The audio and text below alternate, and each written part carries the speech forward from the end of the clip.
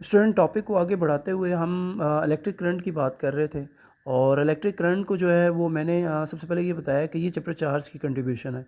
और चार्ज के बारे में यूनिट 13 में हम अट्रैक्शन और रिपल्शन की एक पॉसिबिलिटी पढ़ चुके हैं, जिसमें हमने कैपेसिटर को भी देखा, बाकी सारी चीज़ों को भी। अब हम अपने टॉपिक पे आते हैं, इलेक्ट्रिक करंट। इलेक्ट्रिक करंट जो है बेसिकली ये चार्ज के रेट ऑफ फ्लो को कहते हैं। Mean with respect to time charge जो फ्लो करेगा किसी भी बॉडी से। फॉर एग्जांपल बॉडी हम कहते हैं कंडक्टर है। अब कंडक्टर में आप जानते हैं फ्री इलेक्ट्रॉन्स होते हैं, तो वहाँ पे हमें जो चीज़ रिक्वायर्ड होगी वो उसका एरिया होगा, जिससे वो इलेक्ट्रॉन्स क्या करेंगे, फ्लो करेंगे। अब ये वैसे मैंने एरिया के डिफरेंट आपको 3 हेडिंग्स बना दी हैं इस चीज़ को बताने के लिए कि चार्ज जब फ्लो करेगा तो टाइम के लिहाज से उसे एक एरिया जो है वो रिक्वायर्ड होगा। एरिया वाइड हुआ तो इसी चैप्टर में हम जाकर देखेंगे चार्जेस ज़्यादा यानी कि फ़्लो कर सकते हैं। और एरिया कम हुआ डेफिनेटली चार्ज की जो पॉसिबिलिटी है फ़्लो करने की वो कम हो जाएगी विद रिस्पेक्ट टू टाइम। तो इलेक्ट्रिक करंट क्या है, चार्जेस के फ़्लो का result. Mean rate of flow of charges with respect to time.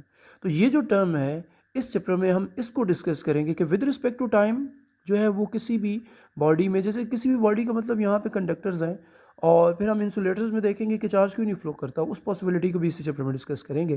तो ये जो मैंने सेकंड पार्ट में आपको दूसरी वीडियो क्लिप भेज रहा हूँ, इसमें इलेक्ट्रिक करंट को मैंने डिफाइन किया कि इस चैप्टर में जैसे कि मैंने शुरू में बताया चार्ज को हम डिस्कस करेंगे।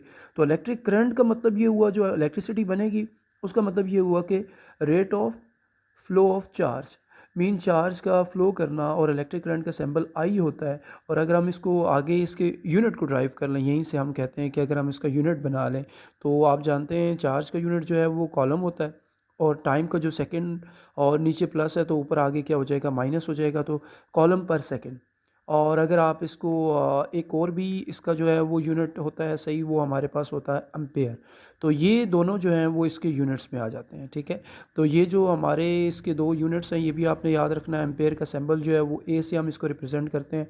और ये मिली एम्पेयर, सेंटी एम्पेयर्स, और इसमें भी हम इसको जो है ना माइक्रो नैनो में भी यूज़ करते हैं, स्मॉल टर्म्स में भी इसकी कन्वर्जन्स को। तो ये हमारे पास टॉपिक था इलेक्ट्रिक करंट का।